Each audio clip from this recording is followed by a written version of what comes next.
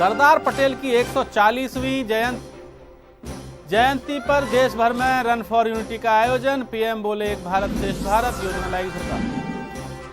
पूर्व प्रधानमंत्री इंदिरा गांधी की पुण्यतिथि आज। आयरन लेडी की समाधि शक्ति स्थल पर विशेष कार्यक्रम। उपराष्ट्रपति हामिद अंसारी, कांग्रेस अध्यक्ष सोनिया गांधी ने दी शुभकामनाएं। पटेल इंदिरा पर राजनीतिक घमासान। दिल्ली दूरदर्शन के बाहर युवा कांग्रेस का प्रदर्शन। आनंद बोले रन फॉर यूनिटी से नहीं, वर्क फॉर यूनिटी से आगे बढ़ेगा देश। सीएम अखिलेश यादव ने किया मंत्रिमंडल का विस्तार। मंत्रिमंडल में 12 नए चेहरों को किया शामिल। 9 मंत्रियों का हुआ प्रमोशन।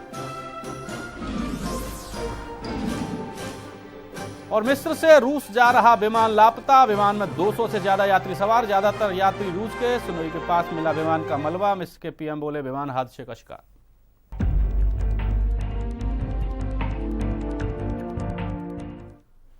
नमस्कार, मैं हूं हीरेंद्र राठौड़ और आज A to Z की इस खास पेशकश मार्केट पल्स में आपका स्वागत है। आज बात करेंगे शेयर बाजार की, इसके साथ ही धातुओं के कारोबार की, कृषि जिंसों, क्रूड ऑयल और सोना चांदी के साथ आभूषणों के व्यापार की। पूरे सप्ताह हाजिर और वायदा बाजार में क्या उठापटक रही, अमेरिकी डॉलर के मुकाबले भारतीय रुपए का क्या हाल रहा और आने वाले दिनों में बाजार का क्या रुख रहेगा, इस पर बात करने के लिए स्टूडियो में हमारे साथ मौजूद रहेंगे मार्केट एक्सपर्ट लक्ष्य अरोड़ा। तो आइए शुरू करते हैं मार्केट पल्स।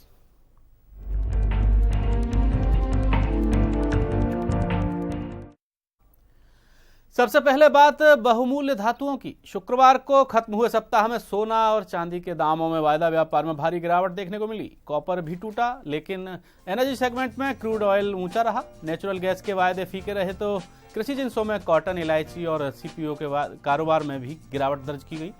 मेंथा तेल में जरूर बढ़त देखने को मिली। बात करें सोने की तो MCX पर दिसंबर का वायदा 244 रुपये लुढ़क कर 26,621 रुपये रहा। सोना फरवरी 223 रुपये गिरा और यह 26,853 रुपये प्रति 10 ग्राम पर बंद हुआ। 1 ग्राम गोल्ड पेटल अक्टूबर का वायदा 14 रुपये गिरा और 2630 रुपये पर रुका। 8 ग्राम सोने का सिक्का अक्टूबर का वायदा 138 रुपये गिरकर 21,217 रुपये पर रुका। चांदी के वायदों में दिसंबर के सौदे 376 रुपये की गिरावट के साथ 36,544 रुपये और चांदी मार्च का वायदा 385 रुपये टूटकर 37,250 रुपये प्रति किलो पर बंद हुआ। बहुमूल्य धातुओं के हाजिर बाजार में भी भारी गिरावट का रुख रहा। हाजिर बाजार में शुक्रवार को सोना स्टैंडर्ड के दाम 245 रुपये की गिरावट के साथ 26,680 रुपये प्रति 10 ग्राम और चांदी 999 टन के दाम 735 रुपये प्रति किलो की गिरावट के साथ 36,630 रुपये पर बंद हुआ।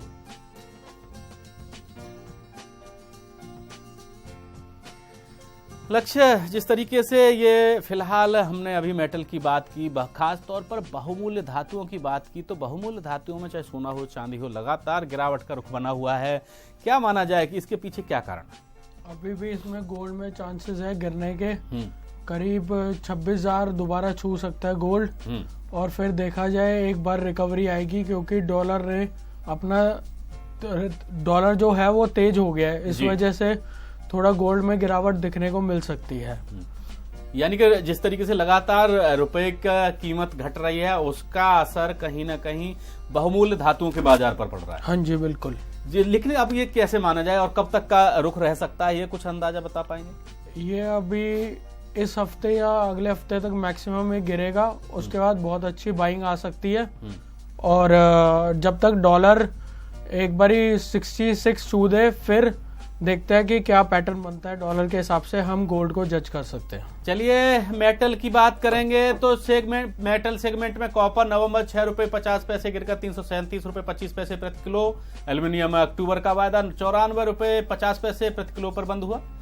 सीसा अक्टूबर का वायदा 2 रुपये 30 पैसे गिरा और जिंक अक्टूबर का वायदा 1 रुपये 95 पैसे गिरा है। निकल अक्टूबर 1 रुपये 50 पैसे चढ़ा है। लक्ष्य, जिस तरीके का बहुमूल्य धातुओं की बात करें तो उसमें गिरावट देखने को मिल रही है। इसके अलावा दूसरी जो मेटल्स हैं उसमें भी गिरावट देखने को मिल रही है। तो क्या माना जाए कि ये रुपए के अवमूल्यन का ही असर है? मेन यही कारण है कि जो रुपया कमजोर हो रहा है, इस वजह से बेस मेटल में भी गिरावट आ रही है और गोल्ड में भी गिरावट आ रही है जी।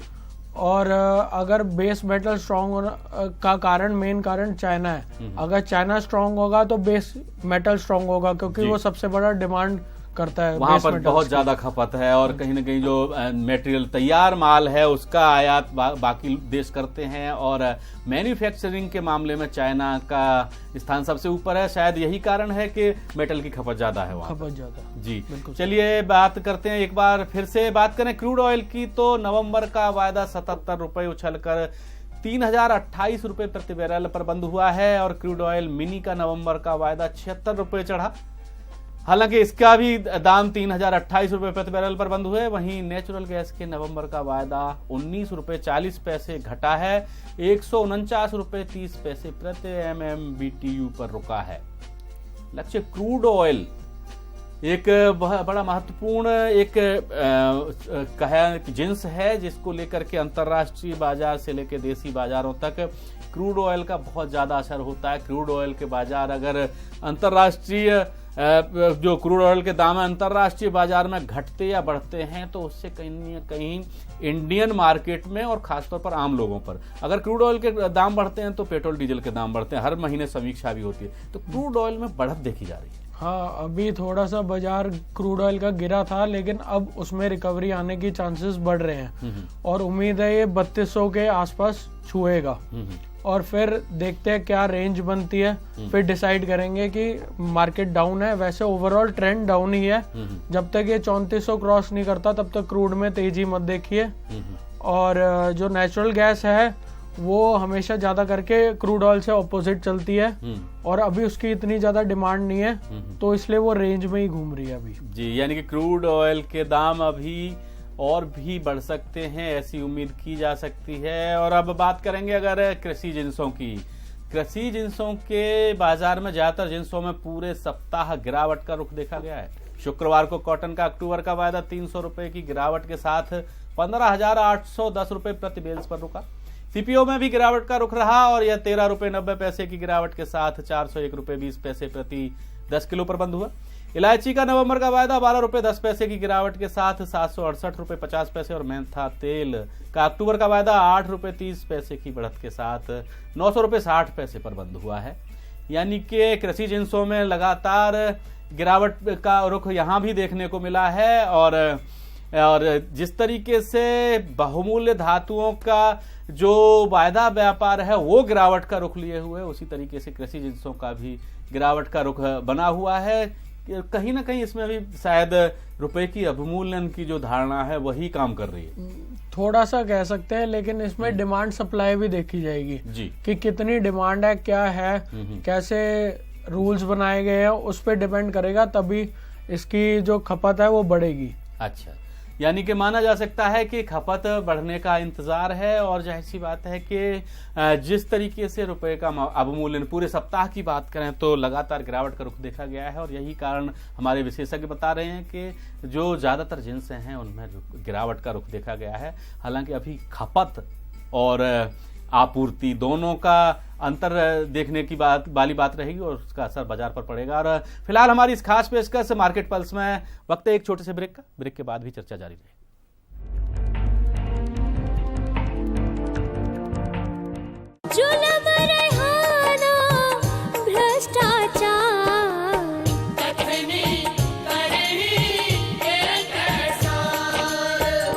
एक समय था जब किसी काम से या किसी मजबूरी से दिन छिपे बाहर जाना पड़ जाता तो एक डर सा बना रहता था।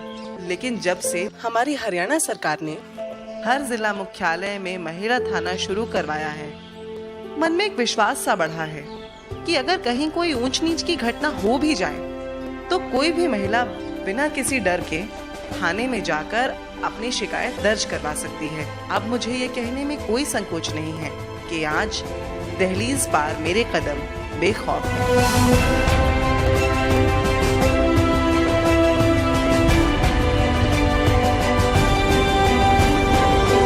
हरियाणा एक वर्ष सर्वत्र हर्ष। उम्र ही कुछ ऐसी है, शरारतें करने दो, दिल तो ये बच्चा है, इसे शरारतें करने दो। Yes, I may be more salt than pepper, getting naughty better late than never. उम्र ही कुछ कुछ ऐसी है हमें शरारतें करने दो। जोश मोबाइल हर दिल में जोश लाए।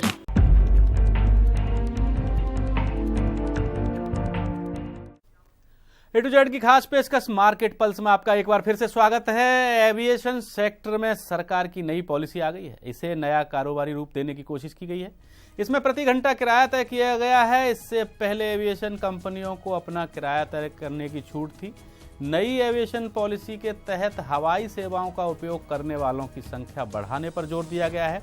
इससे कई सेक्टर में फर्क पड़ने की उम्मीद जताई जा रही है। नई पॉलिसी से छोटे शहरों को हवाई सेवाओं से जोड़ने की कोशिश भी की गई है। लक्ष्य जिस तरीके से नई एविएशन पॉलिसी आई है, जाहिर सी बात है कि कई सारे सेक्टर्स पर इसका प्रभाव पड़ेगा, और चाहे शेयर मार्केट हो या फिर क्रूड ऑयल का मार्केट हो, और इसके अलावा भी जिस तरीके से कहीं ना कहीं मार्केट पे इफेक्ट पड़ने वाले हैं, क्योंकि छोटे शहरों को हवाई सेवाओं से जोड़ने का लक्ष्य रखा गया है। इसके साथ साथ एविएशन कंपनियों को कहीं ना कहीं एक ढांचा तैयार करके दिया गया है कि वो इस ढांचे के तहत चलें। क्या माना जाए, किस किस सेक्टर पे फर्क पड़ सकता है? वैसे ये सबसे अच्छी खबर है एविएशन सेक्टर के लिए जी। क्योंकि देखा जाए तो अगर ये पॉलिसी आई है, इससे ये बेनिफिट होगा कि मार्केट में जो लोग इस सेक्टर में काम, जैसे स्टॉक्स में काम करते हैं एविएशन स्टॉक्स में, उनके लिए बहुत अच्छी खबर है। जैसे जेट एयरवेज है, स्पाइस जेट है, और अभी नया सब्सक्राइब हुआ है आईपीओ ये इंडोगो का। जी। वो भी इतना अच्छा गया है कि वो ओवर सब्सक्रिप्शन हुई है, उसकी डिमांड बहुत ज़्यादा हुई है। तो वो उम्मीद है कि रेंज खुलेगी 700 से लेकर 765 तक। जी। वो बहुत अच्छी खबर है हमारे लिए। जी। और अगर देखा जाए तो उन्होंने, गवर्नमेंट ने एक चीज डिसाइड की है कि मिनिमम जो प्राइस होगा वो 2500 रुपये पर घंटे के हिसाब से होगा। जी। ये बहुत अच्छी खबर है। लगभग हमारे यहाँ हिंदुस्तान में 400 एयरपोर्ट्स हैं, लेकिन उसमें से 100 एक्टिव हैं और 300 अनएक्टिव है। 300 एयरपोर्ट से कोई काम ही नहीं हो रहा है, कोई सेवाएं ही नहीं ली जा पा रही हैं। तो उसमें अब वो लगभग 50 करोड़ रुपए उसमें हर एयरपोर्ट पे इन्वेस्ट किया जा रहा है, ताकि वो भी यूज हो सके और रूरल एरियाज में भी हम कनेक्टिविटी ला सकते हैं और एम्प्लॉयमेंट बढ़ सके। यानी कि एम्प्लॉयमेंट भी बढ़ेगा। दूसरी बात यह है कि एविएशन कंपनियां जो हैं वो कहीं ना कहीं शेयर मार्केट में बूम लाने की कोशिश कर सकती हैं, क्योंकि जाहिर सी बात है कि जब प्रयोग बढ़ेगा, उपयोग बढ़ेगा, तो कंपनियों की जो लाभ है, कमाई है, वो भी बढ़ेगी और कहीं ना कहीं शेयर होल्डर्स को भी इसका फायदा मिलेगा। लेकिन अगर क्रूड ऑयल की बात करें तो क्रूड ऑयल मार्केट पे भी कोई फर्क पड़ने की उम्मीद है? हाँ, लेकिन अगर क्रूड ऑयल गिरेगा तो उसमें हमारे को बहुत ज़्यादा बेनिफिट मिलेगा, क्योंकि एविएशन सेक्टर बेसिकली पेट्रोल से यूज होता है। जी। तो अगर हमने पेट्रोल यूज करना है तो उस वजह से हमारा जो मार्केट है क्रूड ऑयल का गिरना चाहिए, तभी हमारे को इसमें सेक्टर में बहुत ज़्यादा फायदा होगा और गवर्नमेंट की पॉलिसीज को इसमें बहुत अच्छा बेनिफिट मिल सकता है, मिलेगा। और करेंसी बाजार में भारतीय रुपए में लगातार गिरावट का रुख रहा। शुक्रवार को अमेरिकी डॉलर के मुकाबले भारतीय रुपया 65.5750 पर बंद हुआ। सोमवार से शुक्रवार के बीच डॉलर के मुकाबले रुपए में करीब 80 पैसे की गिरावट दर्ज की गई। वहीं यूरो के दामों में स्थिरता देखने को मिली और यह 72 रुपये 20 पैसे पर बंद हुआ। लक्ष्य लगातार हम देख रहे हैं कि बहुमूल्य धातुओं से लेकर के जो बेस मेटल्स हैं उनमें भी और कृषि जिंसों में भी, लेकिन जिसका कारण बता रहे थे भारतीय रुपया है, करेंसी है, वो भी गिरावट का रुख लिए हुए। चलिए, डॉलर का जाहिर सी बात है दाम बढ़ता है तो रुपए की कीमत कम होनी ही होनी है, ये तो एक समझ में आता है। लेकिन डॉलर किस लिए मजबूत हो रहा है, इसके पीछे के कारण क्या है? डॉलर, या फिर कहें कि भारतीय रुपए की जो कीमत गिर रही है उसके क्या कारण? अगर हम देखें डॉलर की बात करें तो जो हम डॉलर इंडेक्स देखते हैं उसमें भी आश्चर्यजनक उछाल देखने को मिला वेडनेसडे को, बहुत अच्छा। लेकिन हमारे यहाँ पे एक्सपायरी थी मंडे टू वेडनेसडे तक कोई मूवमेंट नहीं थी, ज्यादा 10 पैसे की मूवमेंट थी करेंसी में। लेकिन जैसी एक्सपायरी खत्म हुई थर्सडे और फ्राइडे एक बहुत अच्छा उछाल देखने को मिला, लगभग 25 से 30 पैसे का। ओवरऑल इसका जो ट्रेंड है वो पॉजिटिव है। रुपया हमारा गिरेगा, डॉलर बढ़ेगा और डॉलर लगभग 66 पैसे तक दिख सकता है जी इस महीने। 66 रुपए तक दिख सकता है, यानी कि अभी और गिरावट देखने को मिल सकती है रुपए के दामों में, कीमत में। हाँ जी, बिल्कुल देखने को मिल सकती है। इसका बेसिकली कारण यह है कि जब तक हमारा स्टॉक मार्केट स्ट्रांग नहीं होगा और इन्वेस्टमेंट ज़्यादा नहीं लगी, तब तक रुपया कमज़ोर होता रहेगा। यानी कि केंद्र सरकार जिस तरीके से बाहर से एफडीआई की बात करती रही है हमेशा, और खासतौर पर इंफ्रास्ट्रक्चर और मैन्युफैक्चरिंग के क्षेत्र में, वो अगर इन्वेस्टमेंट बढ़ता है तो उसके बाद कुछ रुपए में मजबूती आएगी। हाँ, उम्मीद की जा सकती है कि अगर इन्वेस्टमेंट बढ़ेगी तो हम ऑटोमेटिकली रुपया मजबूत होगा। रुपया मजबूत होगा तो हमारा जो देश है वो डेवलप करेगा। ऑटोमेटिकली इंटरलिंक्ड है ये सब। जी। तो लेकिन रुपए में पूरे सप्ताह में क्या हाल रहा रुपए का, वो भी हम जानना चाहेंगे। कितनी गिरावट रही करीब, उसका थोड़ा सा कुछ आइडिया हो शायद। जी हाँ, रुपये में 80 पैसे की गिरावट इस हफ्ते देखने को मिली। जी, जैसे मैंने पहले भी कहा था कि मंडे टू वेडनेसडे सेम एक रेंज में काम किया, लगभग 10 पैसे 20 पैसे। लेकिन जो थर्सडे और फ्राइडे है वो बहुत अच्छा उछाल देखने को मिला, क्योंकि जो डॉलर इंडेक्स है वो पहले 94 93.60 चलता था, अब वो इस टाइम 97.85 है। तो ये बहुत अच्छा उछाल डॉलर में देखने को मिला, इसलिए हमारा रुपया कमजोर हो रहा है। चलिए, और फिलहाल A to Z की इस खास पेशकश मार्केट पल्स में वक्त है एक छोटे से ब्रेक का। आप बने रहिए A to Z न्यूज के साथ।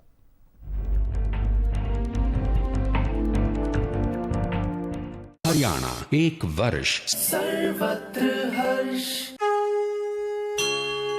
जीता गूंजी दुनिया में हरियाणा की माटी से, सरस्वती की निर्मल धारा मिली हमें इस माटी से, संस्कृति को मान मिला, सम्मान मिला इस माटी से। आ जाए एक बार जरा जो, आ जाए एक बार जरा जो, दिल जुड़ जाए माटी से, सांस्कृतिक धरोहर की खुशबू फैले हरियाणा की माटी से। एक साल के समय में हरियाणा की सरस्वती नदी की खुदाई का काम शुरू करवाकर सरकार ने सरस्वती धरोहर विकास बोर्ड की स्थापना की है। नारनौल, महेंद्रगढ़, माधवगढ़ को विशाल पर्यटन सर्किट के रूप में विकसित करने की परियोजना तैयार की है। लोक कलाओं का खंड और जिला स्तर पर प्रसार किया जा रहा है।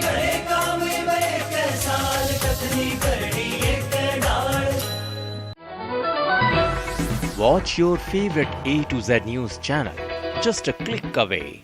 Log on to www.atozNewschannel.com.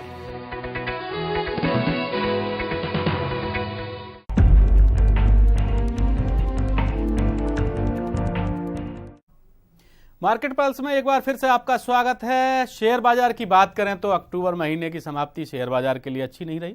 शुक्रवार को निफ्टी 45 अंकों की गिरावट के साथ 8066 अंक के स्तर पर बंद हुआ, जबकि सेंसेक्स में 181 अंकों की गिरावट दर्ज की गई और यह 26,680 के स्तर पर बंद हुआ।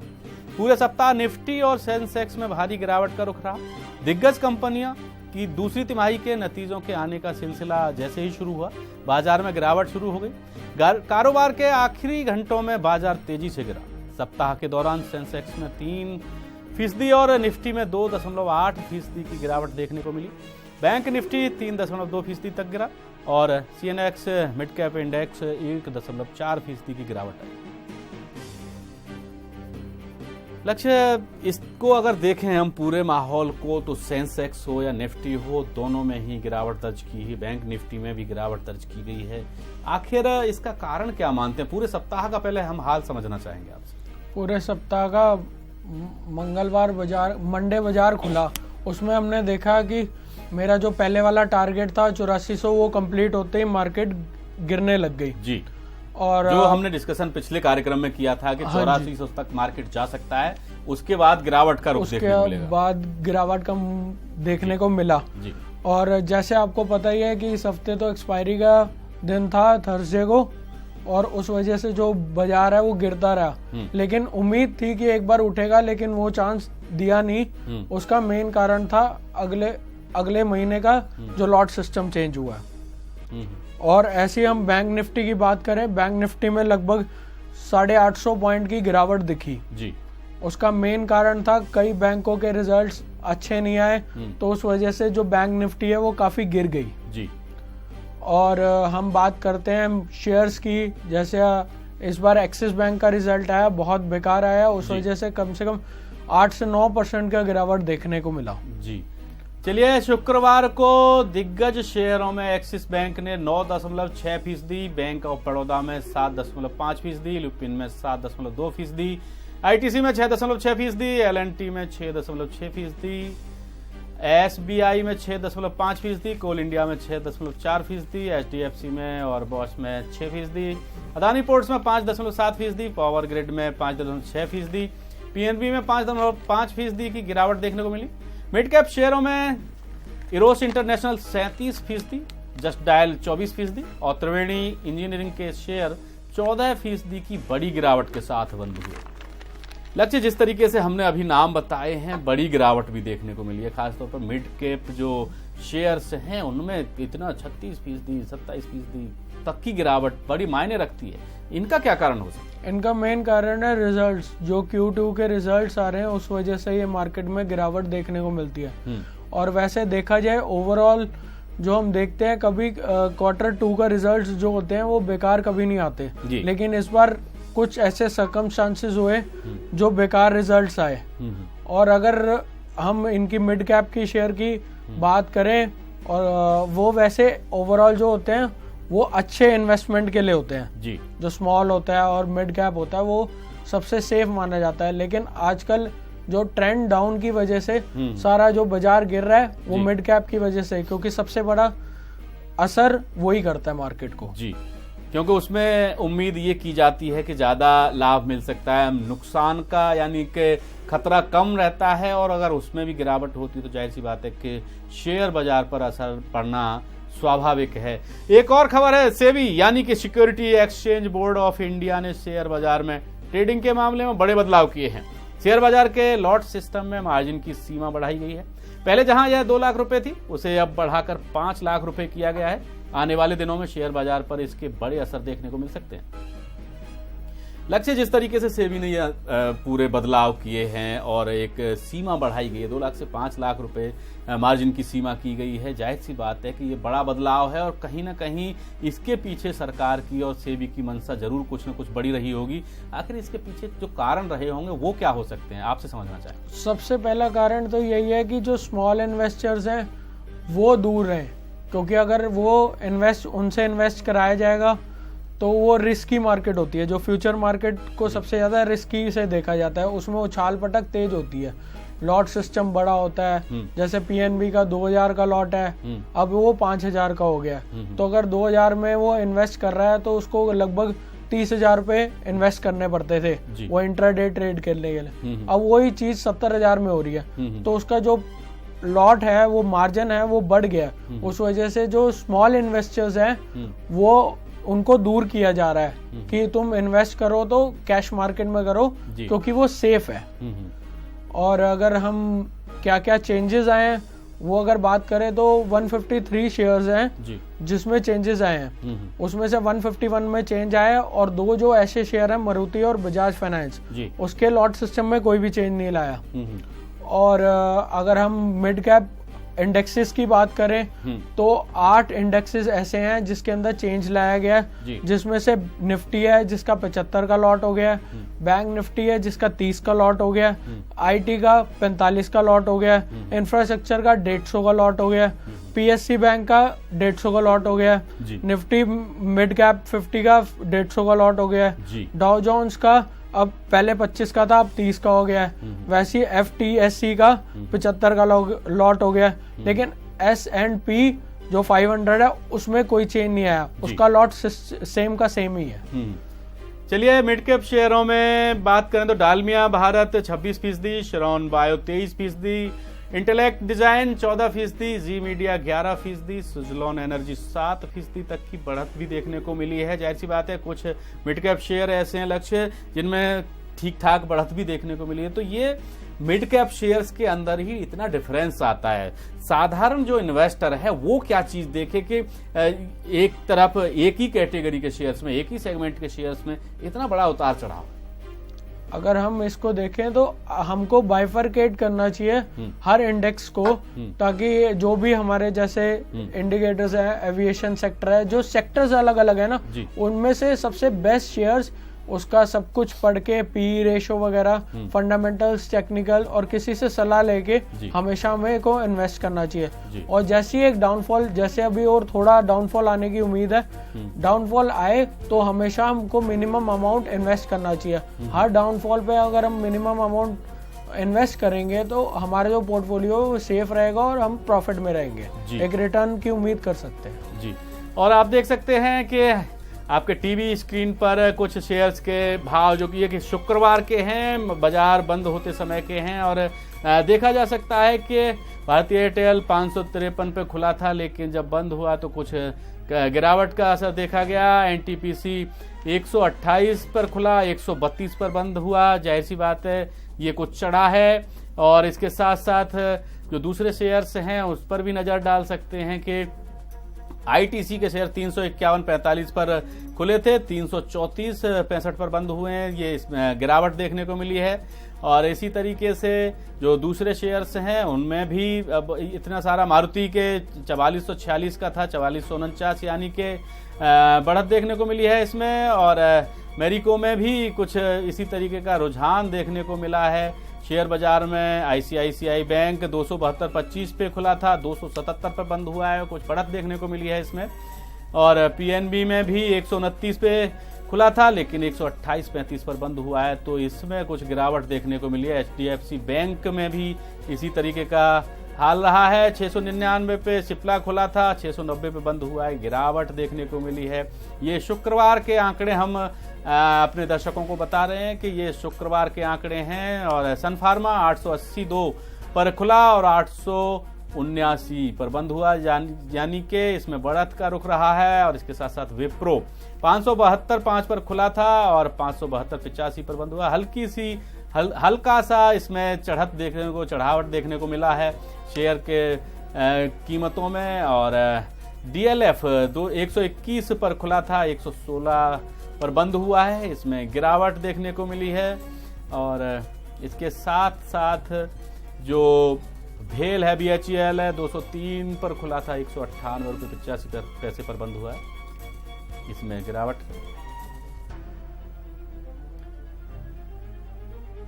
तो लक्ष्य जिस तरीके से फिलहाल पूरा सप्ताह बाजार ऐसा रहा है, गिरावट का रुख ज्यादा देखने को मिला है। अगले सप्ताह के बारे में आप क्या समझते हैं कि क्या रुख रह सकता है? अगले सप्ताह मैक्सिमम से मैक्सिमम जो निफ्टी होगी वो 8230 छुएगी जी। और उसके बाद एक हेड एंड शोल्डर्स पैटर्न होता है टेक्निकल भाषा में जी, वो बन जाएगा तो एक काफी अच्छा डाउनफॉल देखने को मिल सकता है निफ्टी में। और लगभग इस बार की एक्सपायरी उम्मीद की जा रही है कि 7800 हो सकती है। लेकिन अगर हम इस चीज को रोक सकते हैं तो बिहार के इलेक्शंस हैं जिनका रिजल्ट 9 नवंबर को आना है, उस पे भी मार्केट डिपेंडेंट है क्योंकि वो सबसे बड़ी स्टेट है हमारी जी। तो चलिए, बहुत सारी चीजें ऐसी भी हैं कि जो एक बिहार राज्य में इलेक्शंस हो रहे हैं उस पर भी डिपेंड करता है। और अगले सप्ताह के बाद कहीं ना कहीं इसके रिजल्ट आएंगे चुनाव के। और फिलहाल ए टू जेड की इस खास पेशकश मार्केट पल्स में बस इतना ही। और देश और दुनिया की खबरों के लिए आप देखते रहिए ए टू जेड न्यूज़। मुझे दीजिए इजाजत, नमस्कार।